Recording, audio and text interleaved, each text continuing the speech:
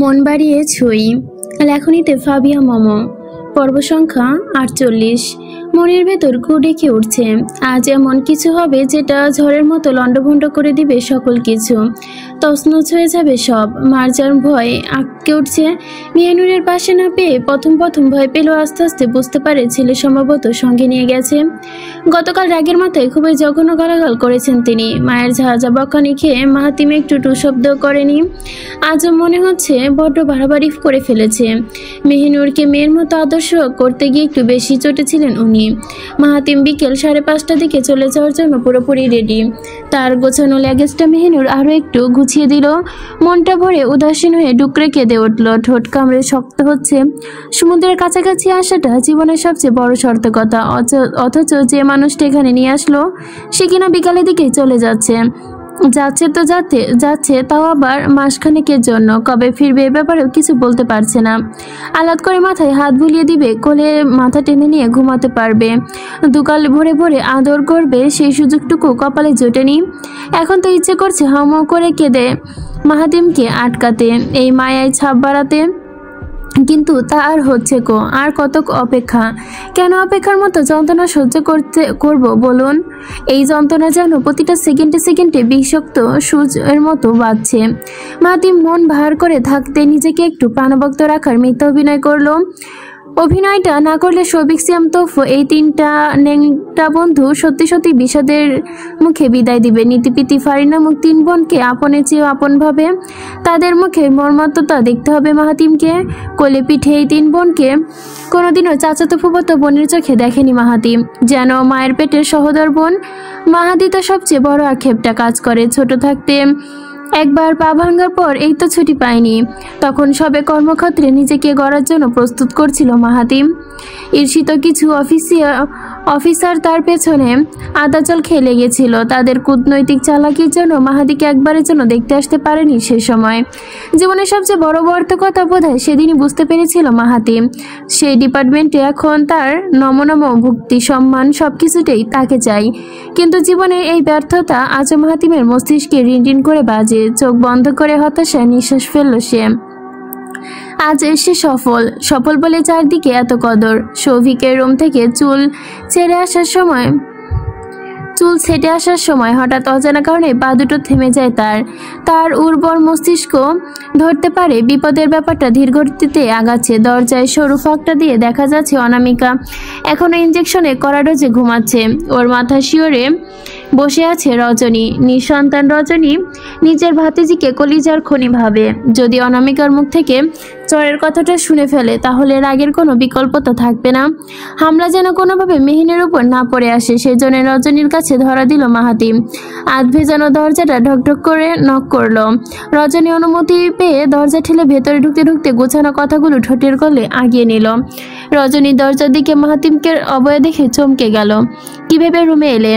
কোনো দরকার ছিল? শুনলাম তুমি নাকি বিকালে ফিরে যাচ্ছ। মাহাতিম এক গাদা প্রশ্ন শুনে একটু হাসলো। বিছানার কাছে চেয়ার টেনে বসতে সৌজন্যমূলক হাসি দিয়ে বলল, কিছু প্রয়োজন ছিল বলেই তো এই রুমে আসতে ব্যস্ত হলাম। না হলে আপনি ভালো করেই জানেন এই রুমের রাস্তাটা আমার জন্য বিষাক্ত। শেষ বাক্যটা বলার সময় চোখ সূক্ষ্ম করে দাঁত চিবিয়ে বলল মাহাতিম। সেকেন্ডের ভেতর হাসি মুখটা পাল্টে গেল যেন। সেই একই ভঙ্গিতে সৌজন্য হাসি ছুড়ে দিয়ে শেষে খাপা ক্ষোভের সাথে বললে বসল, তোমায় নিয়ে বিশেষ কোনো কিছু বলা নেই, কিন্তু মাঝে মাঝে বিশেষভাবেই শিক্ষা দিতে ইচ্ছে করে। দেই না। রহস্যভাবে হেসে ফেলল মাহাতিম। দৃঢ় চিত্তে অটল রেখে শান্ত কণ্ঠে বলল, শিক্ষা আমাকে দিবেন? এটার জন্য আমার কাউকে দাবার গুটি বানাতে যাবেন না। চাপা আক্রোশে তীর্যকভাবেই বলল রজনী। মানুষ দরকার পড়লে নিজের বাপকেও শুলে চড়াতে ভুলে না। সেখানে তুমি ধরাছোঁয়ার বাইরে থাকো। তোমাকে ধরাশয়ী করতে গুটি তো লাগবেই। কথার মারপেচ আরো বাড়তে না দিয়ে মোদ্দা কথায় আসলো মাহাতিম। আমি নিজে ধরা না দিলেও আপনি কখন আমাকে কবজা করতে পারবেন না মামি। একথা আরও একবারের আপনাকে স্মরণ করিয়ে দিলাম। আপনার সাথে দুটো জরুরি কথা বলার জন্য এখানে এসেছি। আপনার ভাতিজি সার্ডেন অসুস্থতার জন্য আমি দায়ী, কিন্তু আমাকে খেপানোর জন্য নিজে যথাযথই দোষী ছিল। আপনি এটা ঠিকই জানেন। আমি শুধু কারোর ওপর পওড়া হই না। রজনী স্থির মুখটা কয়েক মুহূর্তের জন্য আরো ভারী হয়ে বলল, আমার ভাতিজির প্রতিশোধটা যেন মেহিনীর উপর না নেই, সেজন্যই তুমি ধরা দিতে এসেছো। কথাটা ঠিক বললাম তো মাহাতিম? কথাটা হ্যাঁ সূচক সাই জানিয়ে এলো মাহাতিম। জি, আপনি আমার ওপর যা ইচ্ছা করুন, আমি কিছু বলবো না, কোনো প্রকার অ্যাকশনও নিব না। আমি ডিরেক্ট আপনার সাথে স্যারেন্ডার করলাম, কিন্তু খবরদার প্রতিশোধের ধারণায় যেন আমার মেহিনুরের উপর না যায়। আমার মাথা নষ্ট হলে কিন্তু খুব খারাপ হবে মামি। এইটুকু থেমে ফের বলল রজনী। তুমি কাকে শাসাচ্ছ মাহাতিম? আমি কিন্তু ডরাই না। নিরুদ্বেগ ভঙ্গিতে হাসলো মাহাতিম। পরক্ষণে হাসি সাইডে ফেলে কঠোর চাহনিতে জারলো কণ্ঠে বলল, জানি দেখি শাসিয়ে যাচ্ছি, অন্য কেউ হলে শাসনের সময়টুকু নষ্ট করতাম না। বিকালে ফিরতে হচ্ছে বলে ধরা দিলাম, আশা করি আমার অনুপস্থিতিতে শোট পাকানোর চেষ্টা করবে না। আমার বউ এসব বিষয় যথেষ্ট সরল, ওকে নিজের থাবায় আনতে গিয়ে ওর নিজের দুর্গতি ডেকে আনবেন না মামি। রজনী পাত্তা না দিয়ে চেয়ার থেকে উঠে পড়ল মাহাতিম। রাগে গজগজ করে রজনী তুমুল আক্রোশে গর্জে উঠল। কি তখন দরজার কাছ থেকে মাথা ঘুরিয়ে মাহাতিম বলল, আরও একটা কথা, আমার ওপর কোনো ধরনের পলিটিক্যাল পাওয়ার খাটানোর চেষ্টা করবেন না। ওই সব নোংরা পলিটিক্স, ভয় দেখানোর ধান্দা আমার ভ্যানিটি ব্যাগের ভেতর রাখে না। Be on the safe side. Rajani ইমতান মামি। চোখ খুলল মাহাতিম। একটু আগের ঘটনা স্মরণ করতে করতে কখন যেন রুমের ভেতর এসে পড়েছে বুঝতে পারেনি। লাঞ্চটা একসাথে করবে বলে সবাইকে একত্রে করে রুম থেকে বেরিয়েছিল। তখন আসার পথে অনামিকার রুমের কথাগুলো উগলে দিয়ে আসে। সিলভার নবটা হাত ঘুরিয়ে রজনীর কথা ঝেড়ে দরজা খুলে ঢুকলো। ঢুকতেই প্রথমে কদমটা ফেলে গিয়ে বিছানার দিকে স্থির চোখে দাঁড়িয়ে রইল। দরজার দিকে পিঠ দিয়ে চুপচাপ বসে আছে মেহিনুর। বিছানায় বসে ফ্লোরে পা রেখে সামনে বিশাল জানালার দিকে মুখ করে উদাস ভঙ্গিতে বসে আছে সে। মায়াবী চোখ দুটো বন্ধ করে আছে, চোখ দুটোর কোণ ভেজা, লম্বা দীর্ঘ জল চুলগুলো বাঁকা বেনি করা। কান্নার শেষে মুখের ওপর লালচে আভা পড়েছে। ছোট্ট কোলটার দিকে দৃষ্টি দিতেই মনটা লোভনীয় কাঙ্গালের মতো হলো মাহাতিমের। ইচ্ছে করছে ওই কোলে মাথা দিয়ে কিছুক্ষণ শুয়ে থাকতে। নিচে চলো মেহিনুর, সবাই লাঞ্চটা একসাথে করতে চাই।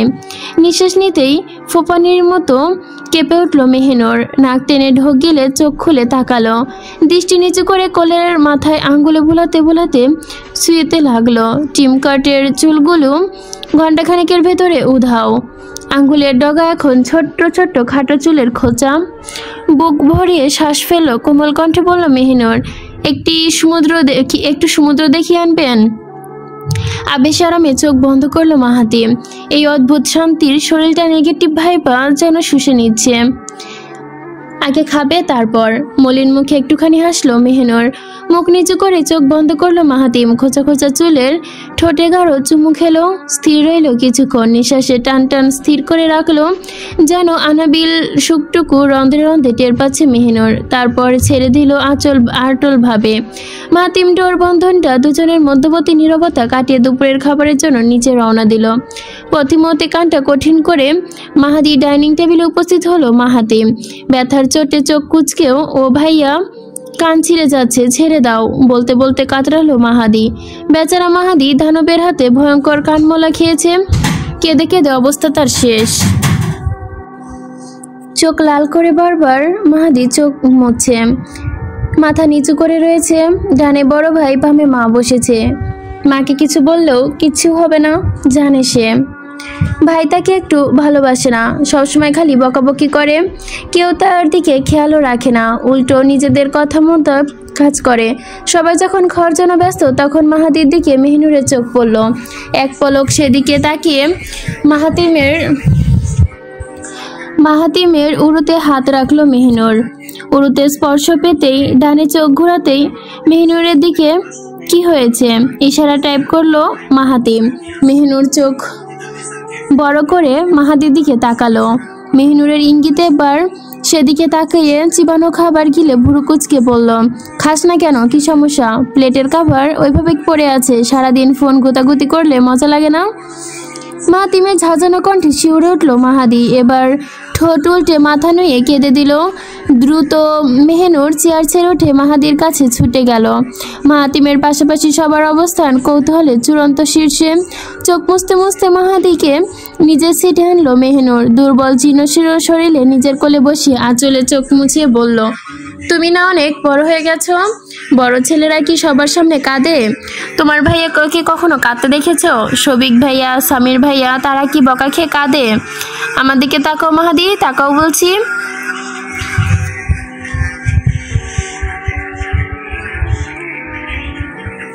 মাহাদি ঠোঁট কুচকে মেহনুরের দিকে তাকালো। মেহনুর গাল দুটো ধরে চোখের নিচের পানিটুকু বৃদ্ধা আঙ্গুলের সাহায্যে মুছে দিল।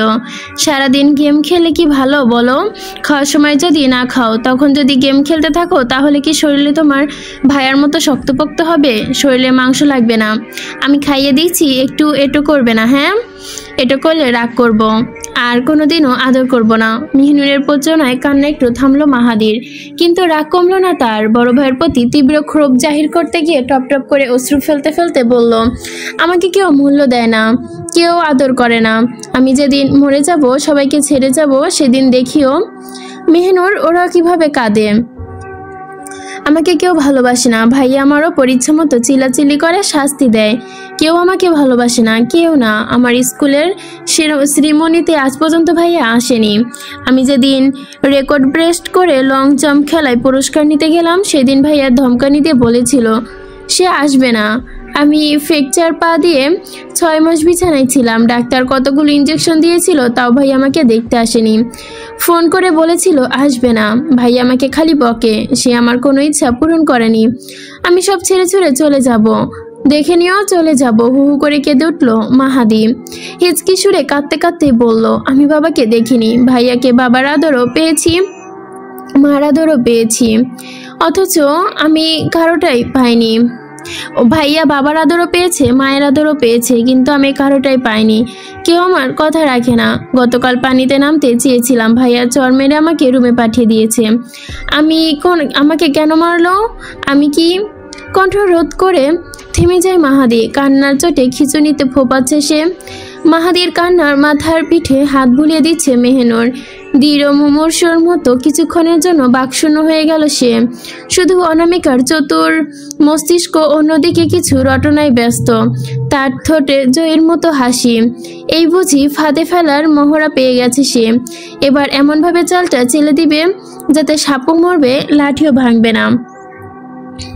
রাগটা পুরোপুরি প্রকাশ না করে স্বাভাবিক কণ্ঠে বলল, মাহাদি খেয়ে নেন, না হলে আমার মতো ব্যস্ত মানুষ খাবার এটো করে লজ্জা হবে।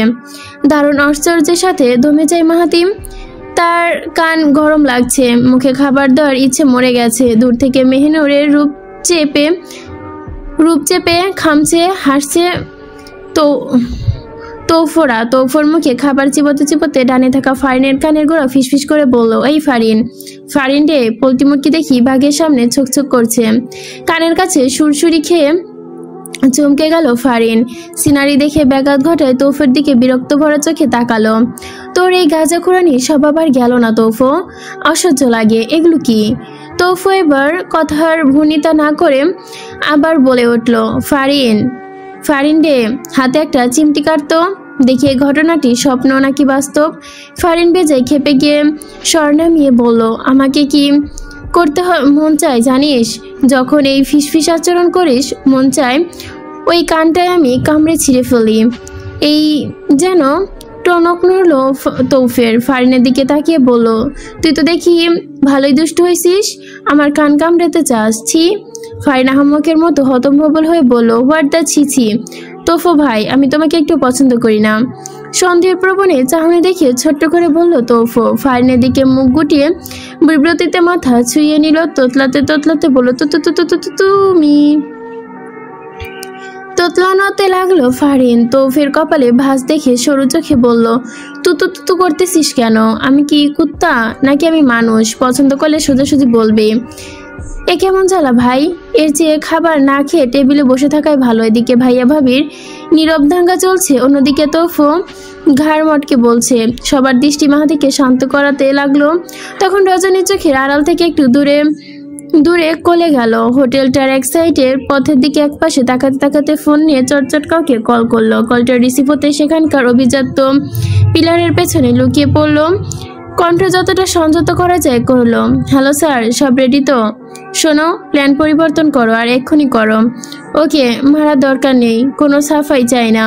এখন ব্যাখ্যা দেওয়ার সময় নেই। আর ওর রুম আছে? হ্যাঁ, ঘুমাচ্ছে। না, মাহাতিমের গাড়ি আসতে এখনো দেরি। ওর সিভিল টিম আশেপাশে আছে। না, আমি কাউকে চিনি না। শুনেছি সিভিল ড্রেসে হোটেলের বাইরে গার্ড দেওয়া হবে। হ্যাঁ, খাওয়া শেষ হতে বেশি দেরি নেই।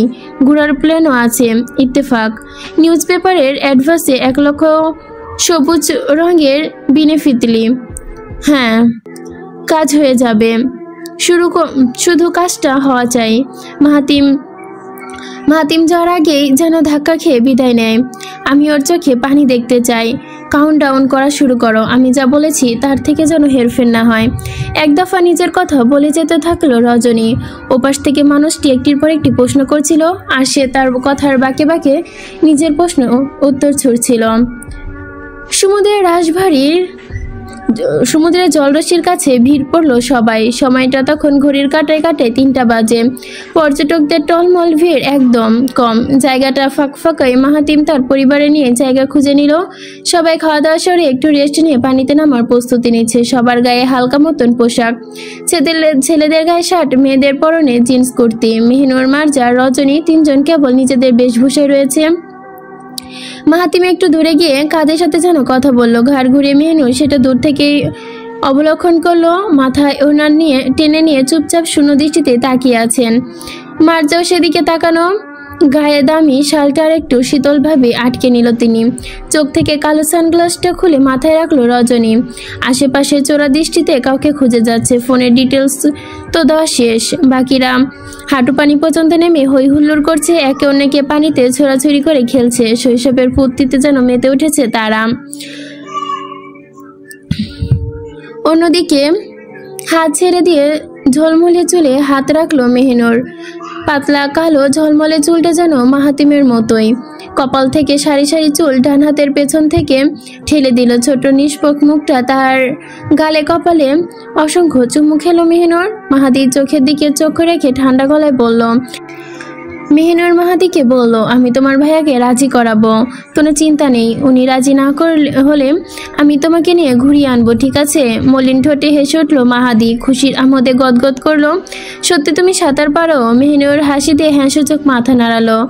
না, তা দেখে খুশিতে লাফে উঠল মাহাদি। উল্লাসে দুহাত বাড়িয়ে মেহনুরকে জাপটে ধরলো সে। হঠাৎ কথা বলার সময় কিছু একটা দেখে চোখ আটকে গেল মাহাতিমের। দূর থেকে মাহাদি মেহনুরের সৌন্দর্য মুহূর্ত দেখে চোখ জুড়িয়ে গেল। গভীর সৌন্দর্য দেখতে দেখতে হেসে উঠল মাহাতিম। বুকে একটি বিষাদ ভারী নিঃশ্বাস বেরিয়ে এলো। যাক, কেউ না কেউ আছে। সে না থাকলে পিঠের পেছনে কেউ তো মাহাদির খেয়াল রাখবে। মার্জাকে নিয়ে টেনশন নেই। সবটুকু টেনশন আবরণে মেহনুর গুড়িয়ে দিয়েছে। আজ যখন কয়েক সেকেন্ডের জন্য চোখ গরম করে তাকালো তখন সব কিছু পরিষ্কার হয়ে যায়। সে সহজ মেহরুনকে বিয়ে করে এনেছিল। সে একটু একটু করে বুঝতে শিখেছে, পরিস্থিতির ভেতর জড়িয়ে অন্যের প্রতি রুখে দাঁড়াতে শিখেছে। প্রীতি চুপচাপ নীতির কাছে সে ছোট্ট করে প্রশ্ন করলো, আপু, ভাইয়া কি রেগে আছে নাকি? নীতি উল্লেখ্য থেকে মুখ ঘুরিয়ে প্রীতির দিকে তাকালো। এরপর চোখ সরিয়ে মাহাতিমের দিকে তাকাতে নিরুদ্বেগ ভঙ্গিতে বলল, না, রাগেনি। রাগ করলে তো হল্লা করে ফেলতো। চোখ কান লাল হয়ে ডেঞ্জার অবস্থা তুলে দিত। প্রীতির প্রশ্নসূচকভাবে বলল, খুশি? তুমি পাগল। ভাবির রাগ দেখে ভাইয়া খুশি হবে? ছোটবেলায় নির্বুদ্ধিতে দেখতাম মাথায় একটা চাপড় মারলো প্রীতি। বিরক্তি সুরে বলল, খুশি হবে না তো কি হবে? কোনো ডিফেন্সের বউ যদি গাধা হয় সেটা কি ঠিক? ভাবে এখন চালাক হচ্ছে, এটা দেখে ভাইয়া খুশি। এসব তুই বুঝবি না, চুপ থাক।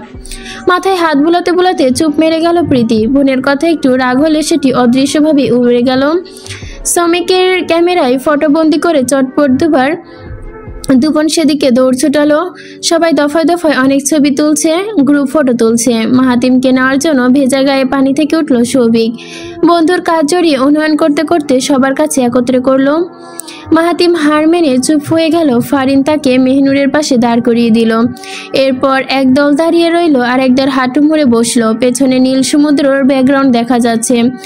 এক পর্যটনের হাতে ক্যামেরা তুলে দিল সামিক। এই মুহূর্তে হুড়মুড় করে নিজেদের নীতিপীতি এক হাঁটুতে গেড়ে বসলো। পর্যটন ক্যামেরার লেন্স আর একটু পরিষ্কার করে নিয়ে এক ফাঁকে বাঁ হাত বাড়িয়ে দিল।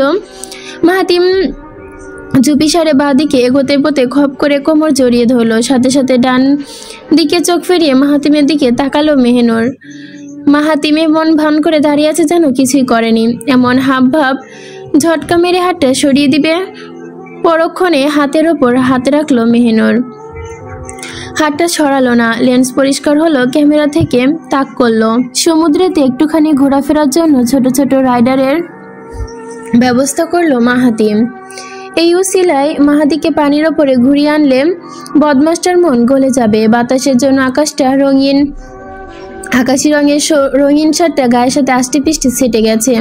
কালো প্যান্টের সাথে বেল্ট পরলেও আজ শর্ট ইন করা হয়নি। হাতে কালো ঘড়িটা খুলে মেহনুরের দিকে এগিয়ে দিল মাহাতিম। মেহনুর মুখোমুখি হয়ে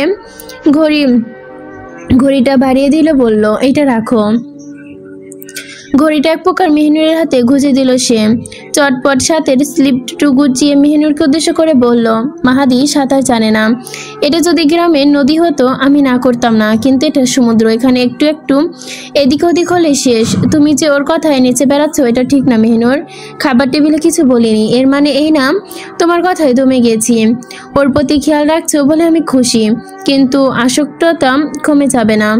মাহাতিমের কথায় মাথা নিচু করলো মেহনুর। আসলে ঠান্ডা মাথায় ভাবলে দোষটা মাহাতিমের না, মানুষটা তো নিচের দিকে খেয়াল রাখে না। এবার যদি ফিল্ড থেকে ফিরে তার চোখে দুটো ক্লান্তি জড়ানো ছিল, যেন কত রাত ঘুমায়নি। মুখটা ছিল ক্ষণ রুক্ষ, একরাশ আসক্তি ছিল। নানা কাজের জটিলতায় আটকে একটুর পর একটু অন্তত বুঝতে পেরেছে মেহনুর সমুদ্রের রোমাঞ্চকর অনুভূতির জন্যে ওয়াটার বাইক চড়েছে। প্রথমবার শফিকের পেছনে সাবির, দ্বিতীয়টা সিয়ামের পেছনে নীতি, তৃতীয়টা তোফের পিছনে শ্রমিক।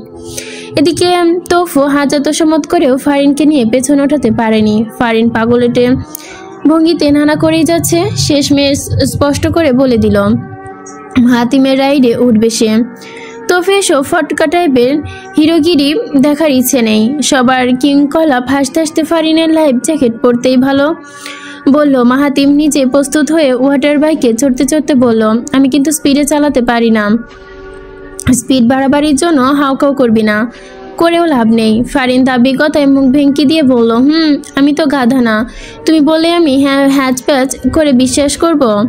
এর আগে যে স্পিডে চালিয়েছো তোফো ভাইয়ের লুঙ্গি পরলে সেটা ভয়ে চোটে খুলেই যেত। ফারিনের গলা শুনে বাজখাই গলায় চেঁচিয়ে উঠল তোফো। বাকিদের অবস্থা হাসতে হাসতে কাঁদ। ফারিনের লাইফ জ্যাকেটটা পরা হলে এক ছুটে মাহাতিমের কাঁধ ধরে বাইকে বসলো। বড় ভাইয়ের গলাটা পেছন থেকে ঠিকঠাক ধরে উত্তেজিত গলায় বলল, ভাইয়া তুমি কিন্তু আজকে স্পিড দিয়ে চালাবা, শফিক আর তোফু ভাইয়াকে একদম পিছু ফেলে ছুটতে যাবা। হ্যান্ডেল দুটো গ্রিপ করে হাসলো মাহাতিম। মুখ ডান দিকে কাত করে প্রসন্ন হাসি দিয়ে বলল, রেডি তুই? চটপট উত্তর দিল ফারিন, ইয়েস ভাই, প্রফুল্ল রেডি।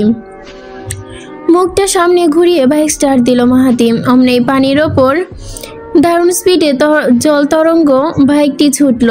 শফিক তোফার বাইকে টক্কর দিয়ে ফারিন এক্সাইটমেন্টে চিৎকার দিয়ে হলো, সাবাস ভাই, ইয়াহু! বুম বুম বুম শব্দ করে বাইকটা আগাতে লাগলো। দূর থেকে তিন বাইকের অবস্থা দেখে মাহাদিও আমাদের চেঁচিয়ে উঠল। সে জানে ভাই একটা একটা করে দুটো বাইককে পিছু ছাটিয়ে দিবে। হলো তাই। মিনিটের ভেতরে দুটো বাইককে পিছু পেলে গোল গোল রাউন্ডে বাইক ঘুরে মাহাতিম এরপর তীরে এসে ফারিনকে নামিয়ে দেয়। মেহনুরকে রেখে একদরে মাহাতিমের কাছে দৌড়ে গেল মাহাদি। আবারও লজ্জা শরম ভুলে আকতি গলায় বলল, ভাইয়া উঠব। মাত্র গা থেকে লাইফ জ্যাকেট খুলতে নিচ্ছিল মাহাতিম। মাহাদির আগমনে চোখে করুণ ভাবে অস্বাভাবিক কণ্ঠে বলল, ওঠ। সাই পেতে তাড়াহুড়ো করে ফারিনের জ্যাকেটটা পরে নিল মাহাদি। মাহাতিমের জ্যাকেট পরা ততক্ষণে শেষ। মাহাদির হাত থেকে জ্যাকেটটা নিয়ে ঠিকঠাক মতো নিজের হাতে পড়তে লাগলো। মাহাদি চুলচুল করে চোখে ভাইয়ের দিকে তাকিয়ে আছে। সরি ভাইয়া। হুট করে জ্যাকেট পরাতে দৃষ্টি তুলল মাহাতিম। কয়েক মুহূর্ত তাকিয়ে থেকে ম্লান হেসে বলল, সরি বলিস না। আবার জ্যাকেটের দিকে মনোযোগ দিল মাহাতিম। জ্যাকেটের সবকিছু ঠিকঠাক কিনা দেখতেই জট করে জ্যাকেটের জাপটে ধরলো মাহাদি।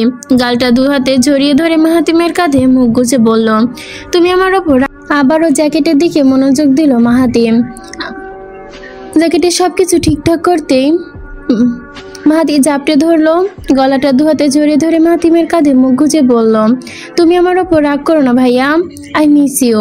চোখ বন্ধ করে ফেললো মাহাতিম। গভীর এক নিঃশ্বাস ছাড়তেই তাকালো মাহাতির পিঠে হাত বুলাতে বুলাতে দেখলো সামিক ক্যামেরায় খটখট করে শব্দ করছে। মাহাতিম হালকা একটু ভুরু কুচকে ক্যামেরার দিকে চোখ সরিয়ে হাসি দিল সামিক, জাস্ট দুটোই তুলেছি। ভুরুর সামনের দিকে হেসে ফেলল মাহাতিম। মাহাদির দিকে সবচেয়ে বেশি সময় কাটিয়ে দিল। প্রায় 15 মিনিট যাবৎ তাকে নিয়ে মনের ইচ্ছে মতো সমুদ্রে ভ্রমণ করতে ব্যস্ত হলো। মার্জার ওষুধ নিতে প্রীতির সাথে একটু হোটেলমুখী হয়েছিল মেহিনুর। এসে দুই ভাইয়ের অ্যাডভেঞ্চার দেখে আনন্দে আটখানা সে দুহাত বুকের কাছে ভাঁজ করে আছে রজনী। তার চোখে এখন সানগ্লাস আটা, সানগ্লাসের নিচে সাদা চোখ দুটো অদ্ভুত রহস্যে ঘেরা। চোখ দুটো একটু নিচু করে হাত ঘড়িতে পরখ করছে। আর বেশি সময় নেই। বাম দিকে তাকিয়ে মেহিনুরের হাসি মাখা মুখটা দেখে নিল। এবার চোখের সামনে হাসি অচল করে দারুণ উত্তেজনার ভঙ্গিতেই তাকিয়ে আছে সে। রেডি হও, সময় 10 মিনিট। বেঁধে দেওয়ার সময় 10 মিনিট। মাহাদিমের শেষ রাউন্ডটা কমপ্লিট করে বাইক ঘুরিয়ে ফিরছে। রজনীর হাসিটা পাতলা থেকে গাঢ় হলো। গুনগুন করে সুর ধরেছে 15 দিনের গান। গানটা সম্ভবত এমন, আমার ভেতরের অন্তরে অন্তরে আছো তুমি হৃদয় জুড়ে। তীরের ভিড়টা বাইকটা এবার মাহাতি আস্তে করে নেমে পড়ল।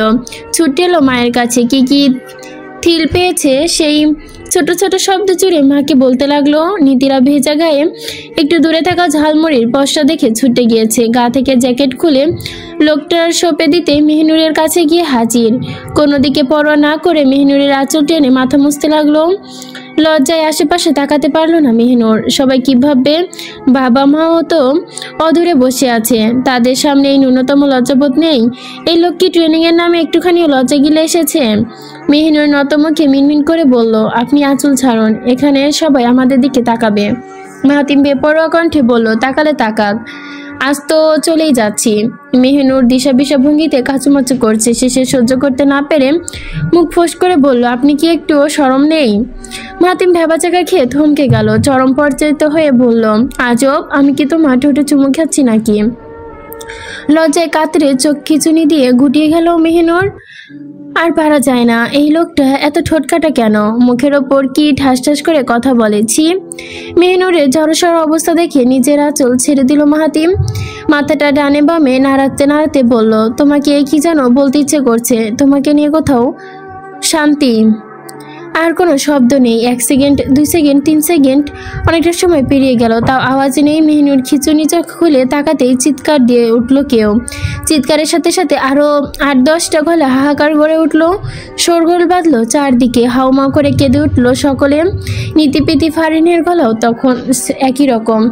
মাহাতিম সামনে নেই। ফারিন, ইয়া আল্লাহ বলে এক এক করে চিৎকারে ধপধপ করে বালুর মাঠে পড়ছে। সৌভিক, তৌফসিয়াম সবকিছু ফেলে সমুদ্রের দিকে দৌড় লাগালো। নীতি বাচ্চাদের মতো ঠোঁট উল্টে কেঁদে দিয়েছে। বারবার সমুদ্রের দিকে ছুট লাগাতে চলতে পারছে না। পেছন থেকে সামিক চেঁচামেচিতে নীতি আটকে গিয়েছে।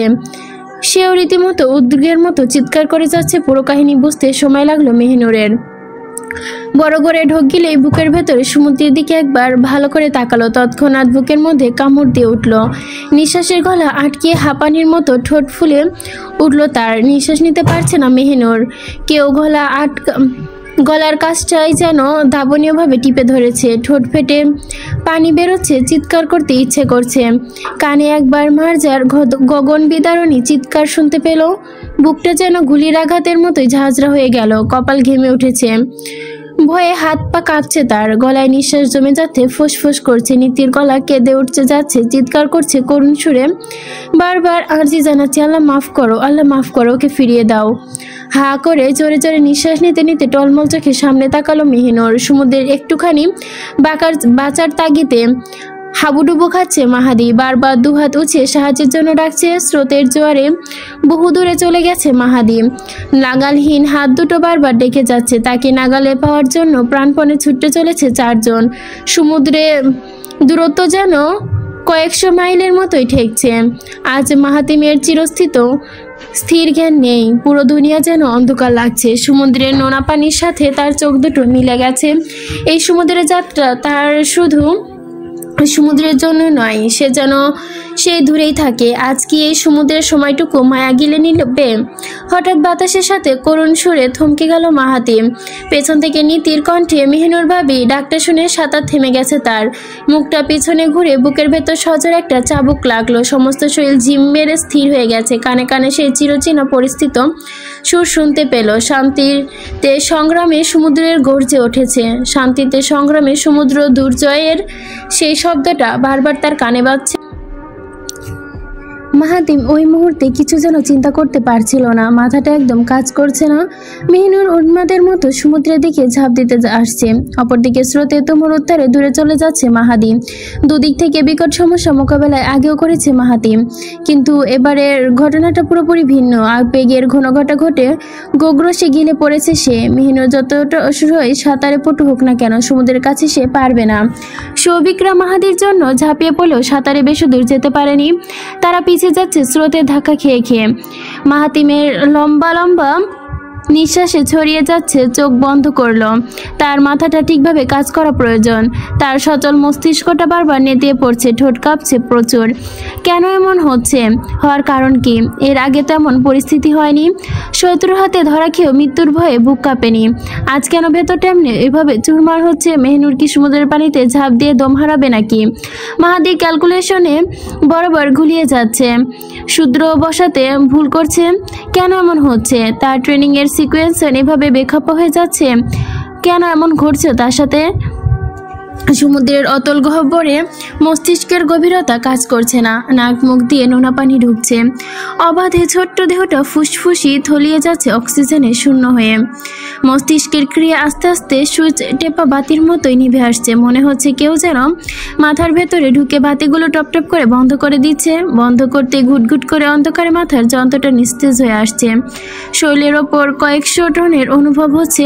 নিঃশ্বাস শূন্য স্কেলের দাগে পৌঁছে যাচ্ছে। জীবনের মায়াটা হাতছানি দিচ্ছে, বিদায় জানাচ্ছে, যেন বলছে ওপরে ভালো থেকো মাহাদি। চোখের সামনে সবকিছু ঝাপসা, কোনো কিছু স্বচ্ছ না। পানির তলে বহুক্ষণ যাবৎ যুদ্ধ করে কারো নাগাল ছুতে পারেনি সে। কান্নার অশ্রুগুলো সমুদ্রের নোনা পানিতেই মিশে গেছে। আলাদা করে যাবে না তার অশ্রুগুলো।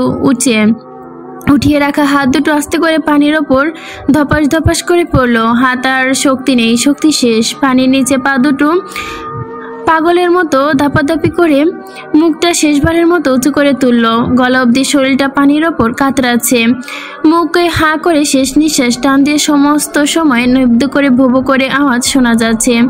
কেউ মাহাদি মাহাদি বলে জান প্রাণ ছেড়ে চেঁচাচ্ছে। সুরটা এক দফায় পানি নাক দিয়ে ঢুকলো মাহাদির। সোজা মাথার ভেতরে ছ্যাদ করে আঘাত হানছে নিরুদ্বেগভাবে। যন্ত্রণায় কাতরাচ্ছে। দুহাত সমানতালে ঝাপড়াতে লাগলো। পানির ঝাপসা ঝাপসা আওয়াজ হলো আবার। গলাটা মুরগির মতো কিছুক্ষণ দাপাতে লাগলো। গলাকাটা মুরগির মতো কিছুক্ষণ দাপাতে লাগলো। মুরগিটা যেমন নিস্তেজ হয়ে যায় তেমনই শান্ত হয়ে গেল মাহাদি। দু চোখের পাতা হয়ে উঠল রঙিন দুনিয়া ঢেকে গেল। হালকা শরীর হাতে হাতে পানি তলে নেমে যেতে লাগলো। আরো তলে তলে, আরো গভীরে, অতলে। জীবনের শেষ সন্ধিটুকু ফ্যাকাশে ঠোঁটের হাসিতে মিলিয়ে গেল মাহাদির। শৈশবের সেই স্মৃতি, জীবনের সমস্ত মধুর দৃশ্য স্মৃতি দলে আগলে ধরল। মনে পড়ল অবুঝ বয়সে তার ভাই কত রাত ঘুমায়নি। অসুস্থ হলে বুকে টেনে ঘুম পাড়িয়ে দিত। কখনো কখনো মায়ের পরিবর্তনে সেই গোসল করিয়ে দিত। বাবাহীন জীবনে সকল বায়না তার ভাই পূরণ করত। জন্মদিনে ভাইয়ের কাছে কম্পিউটারের বায়না করেছিল। দামটা ছিল ঢের, তবুও নিজের বেতন দিয়ে সে শখ পূরণ করেছিল মাহাতি। সাইকেল এনে দিয়েছিল বিদেশি ব্র্যান্ডের। তাই ভাইকে তো সে ভালোবাসে। কে বলেছে ভাই আদর করে না? যদি আদর নাই করতো তাহলে কি সমুদ্রের মধ্যে বাঁচাতে আসতো? কই, সবিক ভাইয়েরা দেখি পিছিয়ে গিয়ে হামো করে কাঁদছে, কিন্তু ভাইয়া তো ভাই, সে তো এখনো বাঁচাতে ছুটে আসছে। বাবার আদর, মায়ের ভালোবাসা, স্বজনদের আদর, সবার আদর ভাইয়া একাই দিয়েছে।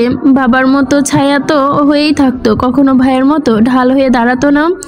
জীবনের এইটুকু বয়সে কখনো একা গালি লাগেনি তার। ভাইয়া ছুটে গিয়ে ফিরে তাকে একা একা কোথাও ঘুরেনি। পকেটের ফোনটাও তো ভাইয়ারই দেওয়া। তাহলে কেন ভাইয়াকে আজ কষ্ট দিল? খাবার টেবিলে কথাগুলো বলে ভাইয়াকে কষ্ট দেওয়া কি ঠিক হলো? কেন এসব বললো? মেহনুরকে আর বিয়ে করা হলো না। ভাইয়ের বুড়ো হয়ে গেলে মেহনুর একা একাই থেকে যাবে, আর তা কেউ নেই।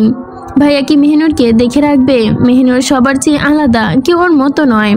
সবাই স্বার্থপর, সবাই খারাপ, খুব খারাপ। মেহনুর তাকে খুব চোখে চোখে রাখতো। রজনী মামি কি মেহনুরকে মেরে ফেলবে? হঠাৎ নিঃশ্বাসের শেষ টানে কাশতে লাগলো মাহাদি। তার শরীরটা শেষের দিকে এসে পড়েছে। সমুদ্রের ভেতর সমুদ্রের নোনা যুক্ত বিদুক্ত স্বাদ পেটটার ভেতরে যাচ্ছে, বোমার মতো ফেটে যাচ্ছে যেন সবটা। শরীরটা ছেড়ে দিয়ে যাচ্ছে, ভরহীন শরীরটা তলিয়ে যাচ্ছে। নিচ থেকে কেউ যেন সাদাটে টেন দিচ্ছে তাকে। সমুদ্রের অতল অন্ধকারে চেনা যেন শেষ সময়টুকু চলছে। চোখের সামনে তার শূন্য হতে শুরু করেছে দেহ, মন, মস্তিষ্ক সব। এক সুদর্শন আদলে যুবক তার দিকে তাকে অসাময়িক হাসিতে কপালে গাঢ় চুমু খেলো। যুবকের চোখ দুটো কি আনন্দ, আনন্দের জল পানিতে চিকচিক করছে। নবজাগরণে ফুটো ফুটো গালে দুটো চুমু আদরের স্নেহ জড়িয়ে রাখলো। ফিসফিস করে নবজাগরণের কানে বলল, তোর নাম দিলাম মাহাদি। আমার নাম মাহাদি আনসারি। আমার কলিজার ভাই, প্লিজ বড় হ। বাংলাদেশের স্বনামধন্য কক্সবাজার সমুদ্র সৈকতে রেড অ্যালার্ট সিল করা হলো। দলে দলে সমুদ্রের ওপর ডুবুরি হামলা চলছে। দূর থেকে উৎসুক পর্যটন ভিড় বাড়ে বড় হচ্ছে। বালুর ওপর অনেকগুলো মানুষ এসে বসেছে। কারো কারো পতনে আর্মিদের মতো পোশাক, কারো কারো পরনে সাদা রঙের অদ্ভুত ইউনিফর্ম। টুরিস্ট পুলিশ, স্থানীয় পুলিশ, টহল, ডুবি সহ ফোর্স, জেলা প্রশাসক থেকে গুণী গুণী ব্যক্তিরা গাড়ি নিয়ে হইচই অবস্থায় তৈরি করেছে চারদিকে। এখানে কোনো বিশেষ ব্যক্তি তার পরিবার নিয়ে এসেছে। সবার সাথে সাধারণ ধারণা মানুষের মতো চলাফেরা করছে তারা, যার দরুন তারা কেউ বুঝতে পারেনি সেই বিশেষ ব্যক্তিটা এত ক্ষমতাসীন ছিল। একটু আগে আবাসিক হোটেলের সামনে সাইরেন বাজাতে বাজাতে দুটো অ্যাম্বুলেন্স এসে থেমেছে। একটা হলো তাদের বেশ বিরল বিচিত্রের মতোই লাগছে। কখন কিভাবে কি হলো তারা নিজেরাও বুঝতে পারছে না। একটা অ্যাম্বুলেন্স হোটেলের দরগলায় থামতে হুড়মুড় করে হোটেলের ভেতর থেকে ডাক্তারের একটি টিম ছুটে গেল। একটু আগে সবাই দেখে শাড়ি পরুয়া একটি মেয়ে অচেতন অবস্থায় একদল শিক্ষার্থী কক্সবাজার ট্যুরের জন্য এসেছিল। তাদের দলটাই প্রশ্নোক্ত দৃষ্টিতে সমুদ্রের তীরের দৃশ্য দেখে। তাদের মধ্যে সবচেয়ে সুন্দর স্মার্ট মেয়েটা নেকা নেকা সুরে বলল, আমার কি অসহ্য লাগছে, প্লিজ এখান থেকে চল তো। অন্যের মল্টোড্রামা দেখার টাইম নেই, আমার সেফ আছি, সেটা নিয়ে চিল করা উচিত। মেয়েটার দিকে পুরো ছেলে দল গরম চোখে তাকালো। তাদের ভেতর থেকে চশমা পরা বিজ্ঞ বিজ্ঞ চেহারা তুর্য বলল, তোর কাছে মানুষের মৃত্যু তো ড্রামা লাগে? চোখের সামনে নিজেই তো দেখলি, ছোট্ট একটা ছেলে পানিতে ডুবে নিখোঁজ হলো। এখনো ছেলেটার লাশও পাওয়া যাচ্ছে না। সেই অফিসার রিলেটিভ মরেছে, উল্টো তারকে তুই তুচ্ছ বলছিস। তোর মতলব কি বুঝিনি ভেবেছিস? আমরা তো এখনো মূর্খ নই। ছেলেটা টাকটা কাট কথা শুনে মেয়েটা চড়াও গলায় বলল, তোর যদি এতই মায়া লাগে তাহলে নিজেও গিয়ে লাশ খোঁজ যা। এখানে সে লেকচার কেন দিচ্ছিস? এতটাই যখন আমার মতলব বুঝেছিস তাহলে কাজে লেগে পড় না। তুর্য দৃষ্টি তূর্ণ হলো। ফোর্সের দিকে থেকে চোখ সরিয়ে সোজাসুজি ইতির পানে তাকালো। ইতির নামের মেয়েটি ইশারাঙ্গিতে বুঝে গেল তখন তুর্য অতর্ক যুদ্ধ বাঁধবে। তাছাড়া মধ্যযুদ্ধটা স্থির করার উদ্দেশ্যে ইতিকে টানতে টানতে অন্যদিকে নিয়ে গেল তারা।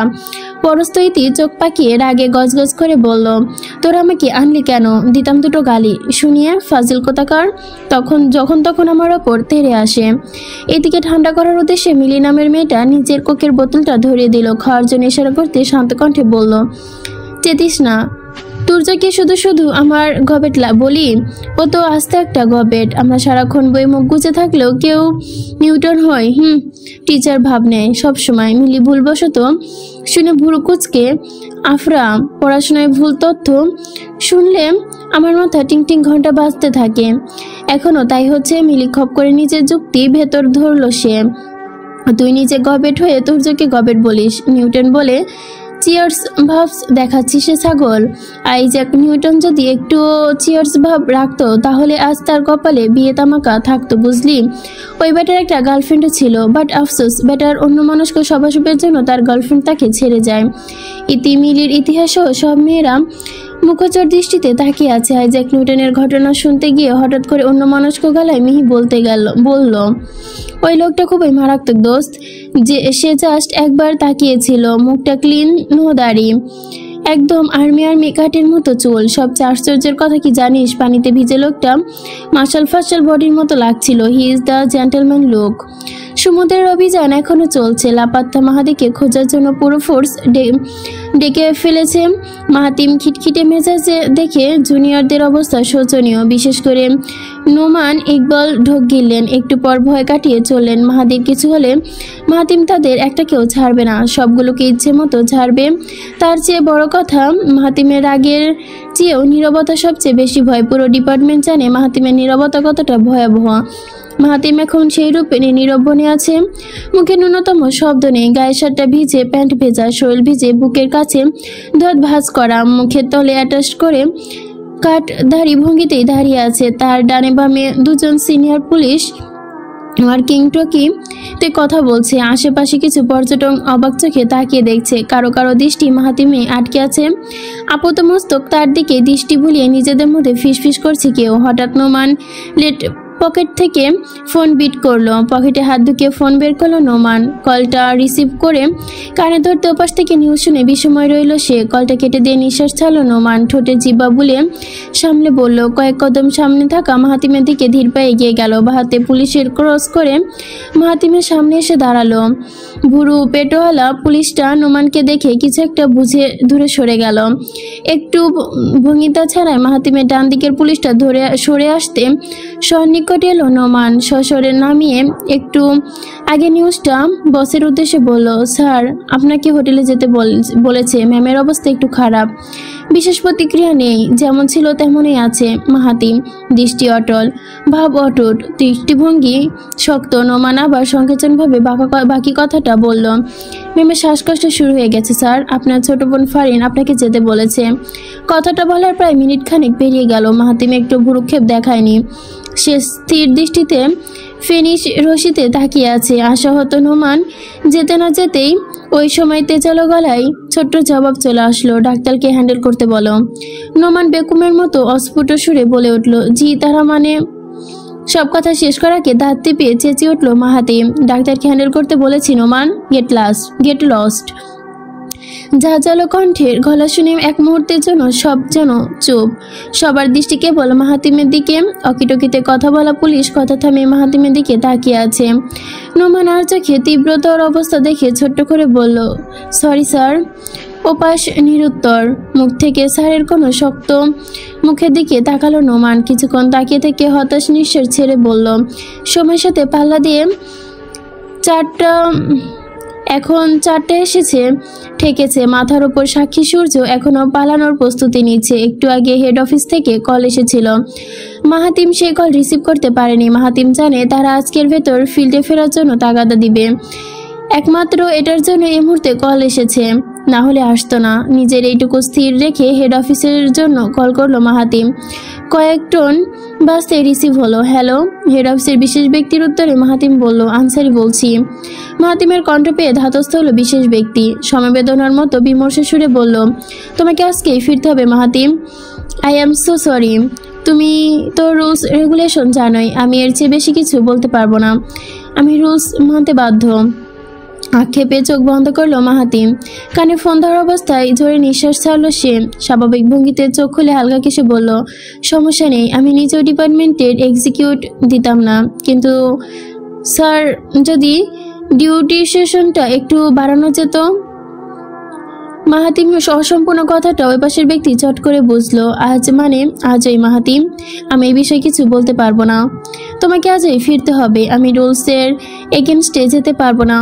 Please try to understand man. কথা বাড়ালো না মাহাতিম। তাদের বলে অবশ্য লাভ নেই। একরোখা কর্মজীবনে সবকিছু একমুখী হয়। ইমোশন শব্দটা বড্ড ভেজাল শব্দ। ভেজালে অন্য বোধহয় পাষণ হবার জঘন্য ট্রেনিং দেওয়া হয়। বিশেষ প্রশিক্ষণপ্রাপ্ত দক্ষ ডুবুরি তরাত অভিযান সমাপ্ত হলো। সে কাঙ্ক্ষিত মুহূর্তের জন্য দিনকাল স্থির করে দুপুর পুরোটা বিকেল অপেক্ষা করছিল। সেটা উদ্ধার করতে পেরেছে। জলের ভেতর আটকা পড়েছে নিতর একটি দেহতে কোনো প্রাণ নেই। পুরো শরীর বরফের মতো জমে গেছে। মুখটা পণ্ডুর। ডুবুরির জলটা জনজনের জন্য তীরের দিকে ফিরল। ছোট্ট দেহটা পাজা কোলে করে মাহাতিমের সামনে আনলো তারা। বালির ওপর রাখা প্লাস্টিকের শীটের ওপর আস্তে করে ডেড বডিটা নামিয়ে দিল। মাহাতিম চোখ কুচকে আছে, তার হাতে মুঠোবদ্ধি মুষ্টিবদ্ধ, ঠোঁট কামড়ে মাথা নিচু করে আছে। এক্ষুনি চোখ খুললে ভেতরটা দুমড়ে মুচড়ে আসবে। বাঁকাতে হাতের স্পর্শ পেতেই মাথা তুলল মাহাতিম। একটু ভরসার মতো সুরাহা পেতে সেদিকে চোখ খুলে তাকালো। নোমানের চোখের দিকে ধরধর করে পানি নামছে। ছেলেটা নিজের ঠোঁট কামড়ে রেখেছে। লাশটাকে ঘিরে গোল হয়ে আছে সবাই। অন ডিউটিতে থাকা আইন শৃঙ্খলা রক্ষাকারী বাহিনীরা মাথায় টুপি নামিয়ে মাথা নত করে আছে। মাহাতিম এক পলক সবার দিকে চেয়ে থেকে নিমেষে নিচে দিকে তাকালো। শূন্য দৃষ্টির মতো নিষ্পলক হয়ে গেল সে। ধপ করে হাঁটু গেড়ে বালিতে বসে পড়ল। এক দৃষ্টির সামনে থাকা নিথর দেহটার দিকে তাকিয়ে রইল। চোখে কোনো অশ্রু নেই মাহাতিমের, ভেতরে কোনো উত্তাপ, বাইরে কোনো প্রকাশ পেল না। নীরব চাহনিতে বহু সময় ধরে তাকিয়ে রইল। গায়ের লেমন টি শার্ট, গত বছরই কিনে দেওয়া কালো ট্রাউজার পরনে, পেটটা অনেক ফুলে উঠেছে। এক্ষুনি দুহাতে চাপ দিয়ে গড়গড় করে পানি বেরিয়ে আসবে। মুখে কোনো আঘাতের চিহ্ন নেই, নেই কোনো দুঃখের ছাপ। যেন নিদ্রায় ঘুমিয়ে আছে নিঃশব্দ মাহাদি। দুনিয়াদি সকল কারসাজি থেকে বিদায় নিয়ে ঘুমিয়ে ফেলেছে সে। এই নিদ্রা, এই তন্দ্রা আর কোনোদিনও ভাঙবে না। এই নিদ্রার মুগ্ধ ঘুম আগেও দেখেছে মাহাতিম, কিন্তু তখন নিজে ইচ্ছে করে জাগাতো। ভাবতো ঘুমাচ্ছে যেহেতু এখন না হয় ঘুমাক, অথচ কঠিনভাবে ইচ্ছে করছে দুহাতে ঝাঁপিয়ে ঝাঁপিয়ে ওঠাতে, চিৎকার করে বলতে ইচ্ছে হচ্ছে, ঘুমাস না ভাই, আর ঘুমাস না, ওঠ। আর ঘুমিয়ে থাকতে নেই, ওঠ না, আর ঘুমিয়ে থাকিস না। ডাক্তারের পুরো টিম এখনো রোগীর দিকে ঝুঁকে পড়েছে। একটু পর পর পালস রেট দেখছে, অক্সিজেন লেভেলের নিরীক্ষা করছে। শরীরের অবস্থা কোন পর্যায়ে খারাপ বা ভালো সেটা বিশ্লেষণ চলছে। রুমে স্বজনদের মধ্যে কেবল দুজন অ্যালাউ করেছে, তাও সেই দুজনের কোনো প্রকার আওয়াজ করতে পারবে না। মেহনুরের অবস্থা ভালো না, পানিতে কিছুক্ষণ থাকার কারণে রক্ত অক্সিজেন কমে গেছে। ঠান্ডায় অবস্থা খারাপ, জ্বর থেকে উঠেছে সবে। বডিতে রোগ প্রতিরোধ ক্ষমতার লক্ষণও কম। রজনী পাশে নেই। অনামিকা অজুহাত দেখিয়ে অনামিকার রুমে বন্ধ করে উৎকর্ষ ফুর্তি করছে তারা। নীতি ও ফারিন ফোলা ফোলা চোখ নিয়ে মেহনুরের রুমে বসে আছে। চোখ ভিজে আসছে দুজনে, তবুও নিজেকে শক্ত রাখছে। ডাক্তাররা ব্যথিত একরকম শোকের ভেতরে আরেক রকম শোক যেন ভার করেছে, প্রার্থনা করে যাচ্ছে। নিজেদের সর্বোচ্চ চেষ্টাটাই দিচ্ছে পেশেন্টের জন্য। দরবার করে নবমোচরটা হতেই নীতি ও ফারিন চোখ মুছল। কেউ দরজা খুলে ভেতরে ঢুকছে, মনে হলো মাহাতিম এসেছে। মাহাতিমের চোখে মুখের অবস্থা একদম স্বাভাবিক, কান্না সামান্য চিহ্নটুকু নেই। গায়ের পোশাকটা পাল্টে ফেলেছে, এখন ফর্মাল ক্যাটাগরির ড্রেস আপ। নীতি পুরোপুরি বুঝে ফেলেছে মাহাতিম বিদায় নিতে এসেছে। তাই বিদায় সময়টুকুকে নিজেরাও রুম থেকে বেরিয়ে গেল। মাহাতিম নিঃশব্দে হেঁটে আসতে আসতে ডাক্তারের দিকে নিম্নস্বরে বলল, কিছুক্ষণের জন্য কি কথা বলতে পারি? আসলে আমি চলে যাচ্ছি, এজন্য ওয়াইফের সাথে একটু প্রাইভেট টক সারতে চাই। তো নির্মক্সে নামানো ডাক্তার মেহনুরের দিকে তাকালেন, এরপর দৃষ্টি তুলে মাহাতিমের দিকে তাকিয়ে বলল, জি স্যার, আপনি বলতে পারেন। কিন্তু স্যার, ম্যামের অবস্থা খুব একটা ভালো না, একটু খেয়াল রাখবেন, মাথায় যেন কোনো প্রেশার না পড়ে। মাহাতিম স্বাভাবিক গলায় বলল, জি শিওর। রুম থেকে একে একে সবাই বের হয়ে গেল। শেষ নার্সটা চলে যেতেই দরজা থেকে চোখ সরালো। সামনে তাকিয়ে বিছানা দিকে দৃষ্টি রাখলো মাহাতিম। গায়ের শাড়িটা খুলে ফেলা হয়েছে, তার পরিবর্তে এখন ঢিলেঢালা সাদা কামিজ দেখা যাচ্ছে। মুখে অক্সিজেনের মাস্কটা লাগানো, চোখ দুটো এখনো বন্ধ। সম্ভবত নিম্নস্বরে কথা বলার জন্য মেহনুর এখনো টের পায়নি। বিছানার ঠিক ডান দিকটায় টুল টেনে বসলো মাহাতিম। স্যালাইন লাগানো হাতটা ছুতে গিয়েও ধরলো না। একটু এগিয়ে এসে মেহনুরের কপালে হাত রাখলো। প্রথম অস্বচ্ছ দেখতে পেলেও আস্তে আস্তে পরিষ্কার দেখতে পেল। মাহাতিম কাছে এসে বসেছে, এক হাত কপালে রেখে চুপ করে তাকিয়ে আছে। গায়ে এখন সাদা শার্ট, কালো প্যান্টে ইন্ট করা। পুরো বেশভূষায় মেহনুর বুঝে যায় মাহাতিম চলে যাবে।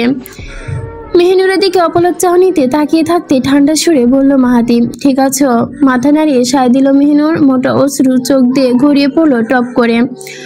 ঠোঁট নাড়িয়ে ফিসফিস করে বলল, ঠিক আছি। অসুস্থ মুখটার কাছে গেল মাহাতিম, এক হাতে গাল ধরে কপালে গভীর চুমু খেলো। নিভু নিভু চোখ দুটোর দিকে অবাক চোখে তাকিয়ে রইল। নির্বিকার মাহাতিমের দৃষ্টি মিলিয়ে তাকালো মেহনুর। মুখে অক্সিজেন মাস্কটা টেনে সরাতে ইচ্ছে করলো। যদি মাস্কটা মুখে না থাকতো তাহলে মাহাতিম কিছু মুখে তো না। মাহাতিম নড়ে চড়ে দৃষ্টি সরিয়ে নিল। চোখ বন্ধ করে মেহনুরের থুতনির নিচে মুখ গুজে দিল। মাহাতিম মেহনুরের দেহের ওপর অস্তিত্ব ছেড়ে দিল। স্যালাইনের নল ঢুকানো হাতটা ধীর গতিতে ওপরে তুলল মেহনুর। মাহাতিমের শক্ত শরীরটার ওপর দুর্বল ভাবে হাত বুলালো। অন্যদিকে হাত নড়াতে পারছে না। মেহনুর ওই হাতটা অবশ হয়ে পড়ছে। অসহ্যকর মাস্কটার কারণে একটু আদরও করতে পারছে না। হঠাৎ মাহাতিম আস্তে করে বলে ফেলল, সব চলে গেল, আর কেউ নেই। ভেতরটা যন্ত্রণায় কুমড়ে উঠল। চোখ বন্ধ করে ফেলল মেহনুর। নিজের বুকের ভেতরে মাহাতিমকে লুকিয়ে রেখে চিৎকার করতে মন চাচ্ছে তার, খুব মন চাচ্ছে। আমি আছি, আমি কখনো আপনাকে ছেড়ে যাব না। মেহনুরের দুর্বলতার কাছে হার মেনে যেতে পারল না সে। শুধু স্পর্শ হিসেবে মাহাতিমকে নিজের সাথে জোর খাটিয়ে জড়িয়ে ধরল। কিছুক্ষণ চুপ থাকতেই স্বাভাবিক কণ্ঠে বলল মাহাতিম, তুমি তোমার বাড়ি ফিরে যাও মেহনুর। কথাটা সম্বিত ফিরে পেল। চোখ খুলল মেহনুর। পিঠের ওপর হাত সরাতেই মাহাতিম মুখ তুলে তাকালো। মেহনুরের চোখে চোখ রেখে তাকাতেই মেহনুর আশ্চর্য হয়ে তাকালো। মিনিটের ভেতর কি হয়ে গেল ফিসফিসিয়ে কোনো রকম বলল, কেন যাব।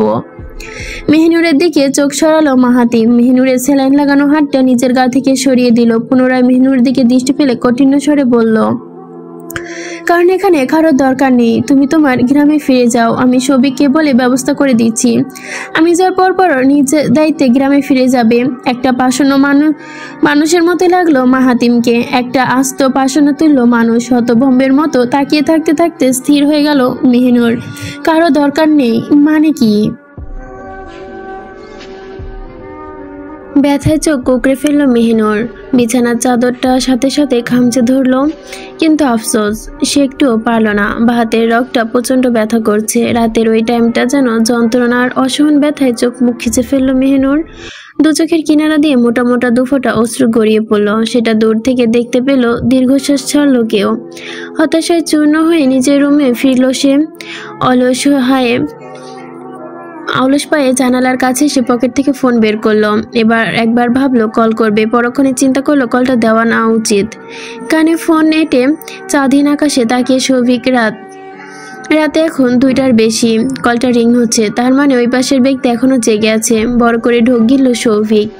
আজকাল সেই ব্যক্তি ফেস করতে প্রচণ্ড ভয় লাগে। সে আর আগের মতো নেই। তার মধ্যে যে জ্বলন্ত আগুন টকবকে ভাব কাজ করে। কথা বলতে গেলে অদ্ভুত জাহাজে কথা বলে। শক্ত ভঙ্গিতে কটমট স্টাইলে আচরণ করে। বিশেষ প্রয়োজন ছাড়া মুখ খুলতে চায় না। একটা প্রশ্ন করলে খুব অপেক্ষায় থাকতে হয়, নয়তো সংক্ষেপিত জবাবে বুঝিয়ে মুখ ঘুরিয়ে নেয়। মাহাদির মৃত্যু ঝড়ের মতোই তাণ্ডব চালিয়েছে, বিধ্বস্ত করে দিয়েছে সবকিছু। কেউ কোথাও আগের মতো নেই। প্রত্যেকটা মানুষের জীবন তছনছ হয়ে গেছে। সবাই সঠিকভাবে ভেঙে পড়লেও মাহাতিম আনসারি এখনো অটল। তার স্বভাব, অচলন, কথাবার্তা, মর্জিত সবকিছুতেই চমক এখনো বিদ্যমান। মোট কথা, আজ তার আচরণ হিংস্র, আগ্রাসী। তাকে দেখলে বুকে আতঙ্কে কেঁপে ওঠে রীতিমতো। সৌভিক জানে আজও নীরবতা দেওয়ালে ওপাশ থেকে ভাঙবে না। বাধ্য হয়ে নিজেই প্রশ্ন করে বসল, কেমন আছিস দোস্ত?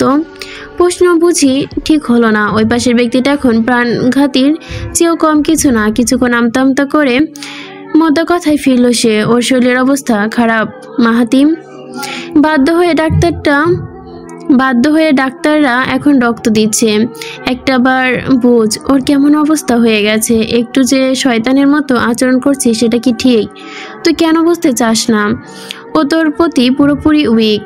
ও মরে যাচ্ছে মাহাতিম, মেয়েটা মরে যাচ্ছে। Please call her.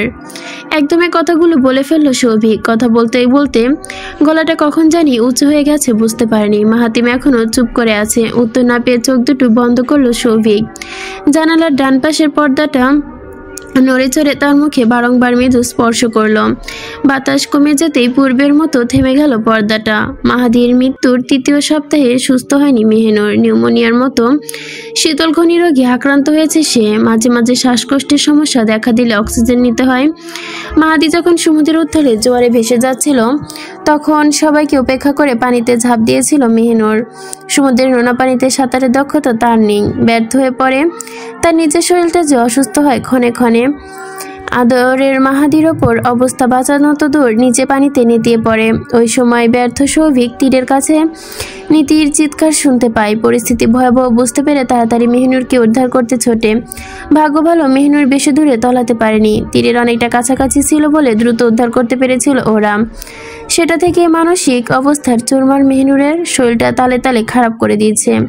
মাহাতিম সিভিল ড্রেসে অফিসিয়াল গাড়িতে ওঠার সময় শফিকের কাছে পাষাণের মতো দায়িত্ব দিয়ে বুঝিয়ে যায় মেহনুরকে যে করে হোক বাপের বাড়ি পাঠাতে চাই। মাহাতিম কোন আহম্মকের মতো এই কাজটা করছে সেটা বুঝলো না শফিক। অনেকবার জিজ্ঞাসা করে কিন্তু মাহাতিমের উত্তর মেলেনি। ওকে গ্রামে পাঠাচ্ছিস কবে?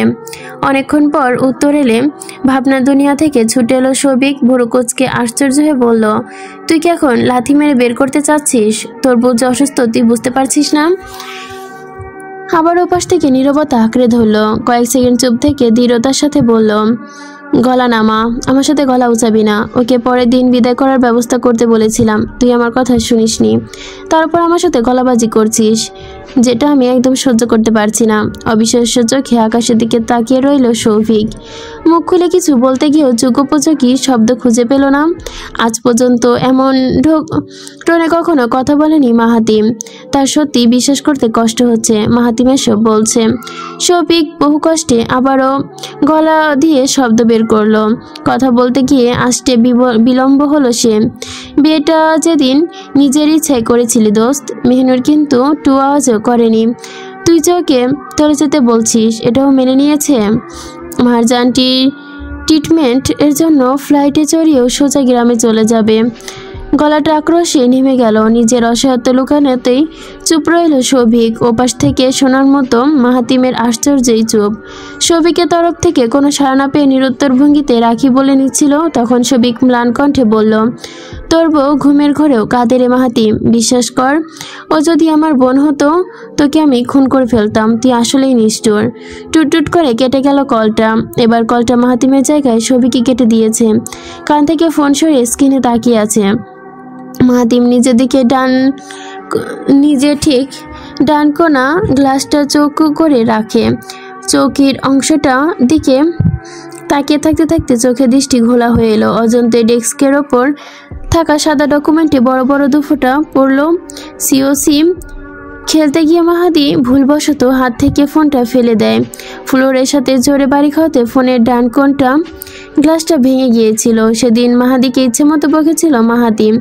কোনটাও মোচার মেরে লাল টকটকে করে দিয়েছিল কানটাও। নিজেকে কন্ট্রোল করতে না পেরেই চট করে চোখ দুটো বন্ধ করে নিয়েছিল। ফোনটা ডেস্কের ওপর ফ্লোরে পা রেখে ঠুকে দিল সে। মৃদু একটি শব্দ তুলে রকিং চেয়ারে কম্পিউটারের সামনে গিয়ে উল্টো দিক ঘুরে সোজা দাঁড়িয়ে পড়ল মাহাতিম।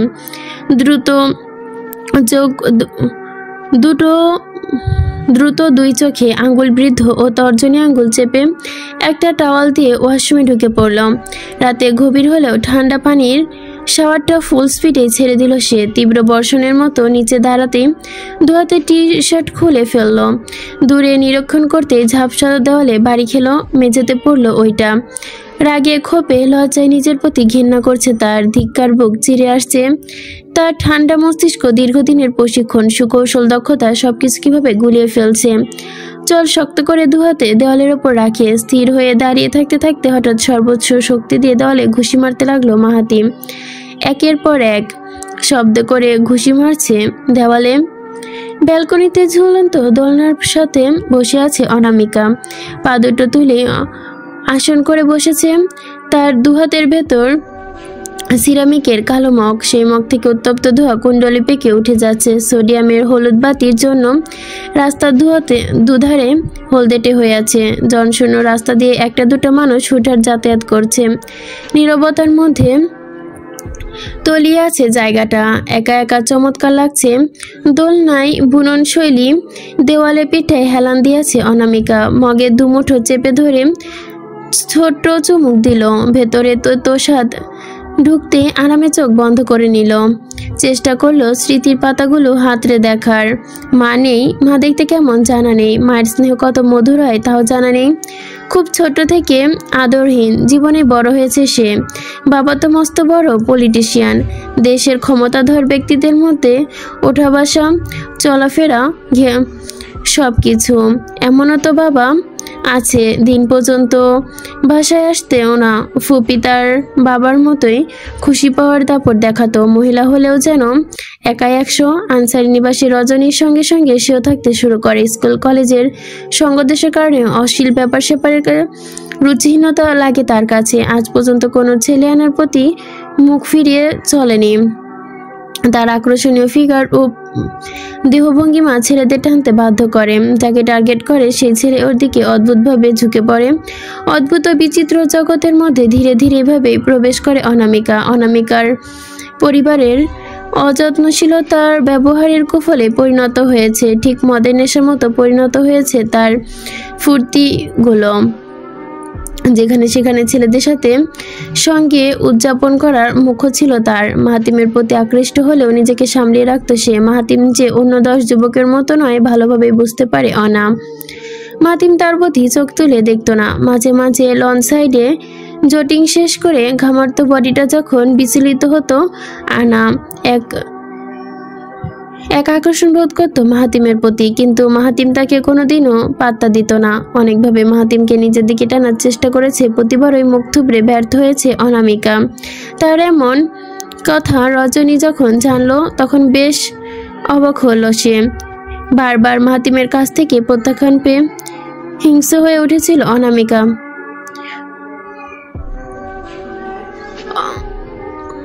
অপেক্ষায় থাকে সুযোগের জন্য। মার যা আকস্মিকভাবে অসুস্থ হয়ে পড়লে সবাই তড়িঘড়ি করে হাসপাতালের রাস্তা ধরল। সেদিন পুরো বাড়ি মানুষ নেই।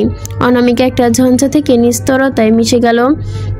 মাথা ব্যথা নাটক করছিল। অনামিকা অবশ্য জানতো না সেদিন সন্ধ্যায় তার জন্য কেমন হতে চলেছে। ঠিক এমনভাবে বেঙ্কুইতে বসে কফি খাচ্ছিল, হঠাৎ অনা মেন গেট দিয়ে একটি গাড়ি ঢুকতে দেখে বেশ আশ্চর্য হয়। তখন স্পষ্ট চোখে তাকিয়ে দেখতে পায় ঠোঁটে বাঁকা হাসি ফুটে ওঠে।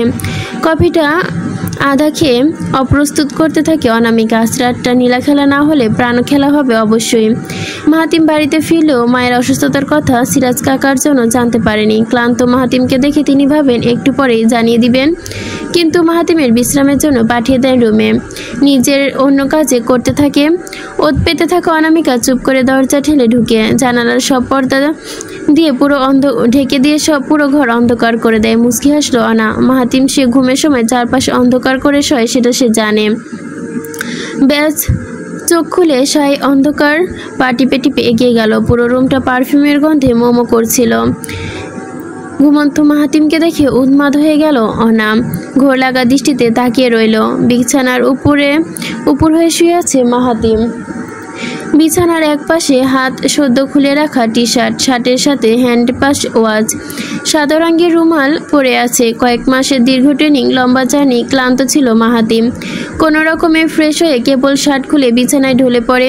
তন্দ্রায় আচ্ছন্ন হলেও হঠাৎ পিঠের ওপর উষ্ণ জাতীয় অনুভব করল। তন্দ্রার ঘোর ভেবে আমলে আনেনি। হঠাৎ পুরো পিঠের ওপর 5 আঙ্গুলের স্পর্শ বুঝতে পারল মাহাতিম। অন্ধকার রুম, নির্জন। কেউ ঢুকেছে। কে ঢুকলো? তন্দ্রা বিঘ্ন মাহাতিম কিছু ঠাউল করতে পারল না। এমন পরিস্থিতির মাথা ঠান্ডা রাখলো মাহাতিম। কোনো প্রকার রিজেক্ট বা সেলফ ডিফেন্স না দেখে চুপচাপ থাকার চেষ্টা করলো। এমন সময় একটা মেয়েলি ঘটনা তার প্রতি অ্যাট্রাকশন গায়ে হাত বুলিয়ে যাচ্ছে। বাড়িতে বাহিরাগত মেয়ে মানুষ ঢোকার সাহস নেই, আর তার রুম অব্দি আসলে তাকে এভাবে ছোঁয়ার মতো বিরাট কলিজা হয়নি কারো। অন্ধকারে খুব চালাকির সাথে মাহাতিম চোখে নিমিশে বিছানার উপর ধীরিম করে আওয়াজ হতেই মেয়েলি আর্তনাদ হলো। এক মুহূর্তে বেদরচিত নাই লাইট জ্বালালো মাহাতিম। পুরো ঘর অন্ধকার উবে গিয়ে আলোয় পরিপূর্ণ হলো। কৌতূহলে চোখ দুটো এবার রাগে ভসে উঠল। তীব্র হুঙ্কারে চেঁচিয়ে উঠল মাহাতিম। সোজাসাপটা উত্তর সম্বন্ধে বলল, তুই আমার রুমে কিভাবে ঢুকলি? অনামিকা ডান হাতের কবজি বুলাতে বুলাতে চোখে তাকালো। ব্যথায় আর্তনাদ করতে করতে বলল, তুমি আমাকে তুই তোকারি করছো? রাগে মাহাতিমের নাক ক্রমশ ফুলে উঠতে লাগলো। মুখ রক্তিম হলো, দুপাশে নীল ঢোক ফুলে উঠল। তুই ফটফট করে রুম থেকে বের হ, আমার সামনে থেকে এক্ষুনি বের হ। তোর মান সম্মান কিছু টিকবে না, বলে দিলাম, বের হ। ফুঁসতে থাকা মাহাতিম মাথাটা নিচু করে তর্জনী দিয়ে বেরিয়ে যাওয়ার ইশারা করলো। মাহাতিমের নত মাথা দেখে অন্য কিছু ভেবে মুচকে আসলো অনামিকা। শোয়া থেকে উঠে দাঁড়িয়ে সমাহিতভাবে কর্মকাণ্ড শুরু করলো। পরনে সিল্কের নাইট ড্রেস কোমর পর্যন্ত ফিতা খুলে ঝুলিয়ে দিল, হাঁটু পর্যন্ত তুলে নিল নিচের পোশাকটি। মাহাতিমের দরজার ডান দিকে নত চোখে তাকিয়ে রইল। হঠাৎ কানে ঠাস করে দরজা লাগানোর আওয়াজ, ভুরু কুচকে সেদিকেই তাকালো। অনামিকায় দরজায় পিঠ লাগিয়ে দাঁড়িয়ে আছে, চোখের রহস্যময় দৃষ্টি, বাঁকা ঠোঁট, নেকা নেকা হাসি চেয়ে আছে। মাহাতিমের চোখে চোখ রেখে কোমর বাঁকিয়ে ফিতার হাতা রাখলো অনা। ছোট গিটটা তর্জনীতে পেঁচিয়ে খুলতে খুলতে নিচ্ছিল। মাহাতিম সজাগ চোখে ওইটা টের পেতেই চামড়ার বেল্ট খুঁজতে লাগলো। অনামিকা তার বেল্ট খোলার দৃশ্য দেখে ঠোঁটে হেসে দিল। নাইট ড্রেসে বেশ চওড়া ফিতা একটা জায়গায় ছোট একটা জিনিস বের হয়। মাহাতিম সেটা স্থির চোখে এক পলক দেখে নেয়, ফের তাকায় অনার দিকে, আর চামড়ার বেল্টটা এক হাতে নিয়ে কোমর থেকে খুলতে অনামিকার ছোট্ট জিনিসটা ডান হাতে বাড়িয়ে দিল। এমন দৃশ্য দেখে মাহাতিম দাঁতে দাঁত পিষে অমনি শুরু করলো পৈশাচিক আচরণ। একদম রুম কাঁপিয়ে দিল। ফ্লোরে বিভৎস হয়ে ধপ করে পড়ে গেল অনা। ঠোঁট ফেটে ফুলে ওঠে তার, নাকের ডান দিকটা ফুটো হয়ে তরল রক্ত গড়িয়ে পড়ে। দেহের 236টা হাড় যেন যন্ত্রণায় কুকড়াচ্ছে। সবু খালা ওমর আল্লাগো বলে চিৎকার শুরু করলো। এতে হতভম্ব হয়ে গেল সকলে। আরেকবার হাঁপাতে থাকা মাহাতিমের দিকে তাকায়। মাহাতিমের অবস্থা বেল্টার ভক্ত দেখে সিরাজ কাকা আসল রক্তমাখা ব্যাপারটা আজ করতে পারে। অন্যদিকে সাবু খালা হাই হাই করেই চলেছে। চোখ খুলল মাহাতিম, সেদিকে বিভৎস চিৎকার দেখে সেও শাওয়ার নিতে স্মরণ করলো। কখনো মেয়ের প্রতি এতটা ক্ষোভ ঝেড়ে ফেলতে পারেনি মাহাতিম। রাগ সম্ভবত রুচিহীনতার তুঙ্গে গেছে বলে এমনটি করেছে সে। ইচ্ছা মতো পিটিয়েছে মেয়েটিকে। শাওয়ার সিলভার নবটা খুলতেই বন্ধ করতে ওয়াশরুম থেকে বেরিয়ে এলো সে। টাওয়াল দিয়ে গা মুছতে মুছতে চিন্তামগ্ন মাহাতিম মেহনুরের জন্য বিঘ্নত হলো। টাওয়ালটা বিছানায় রেখে রকিং চেয়ারে বসলো সে। সেদিন নক্ষত্রবাড়ি রিসোর্টে অসুস্থ মেহনুরকে নিয়ে পাগলের মতো হয়েছিল সে। জ্বর নামাতে গিয়ে শেষ রাতের দিকে সফল হলো মাহাতিম।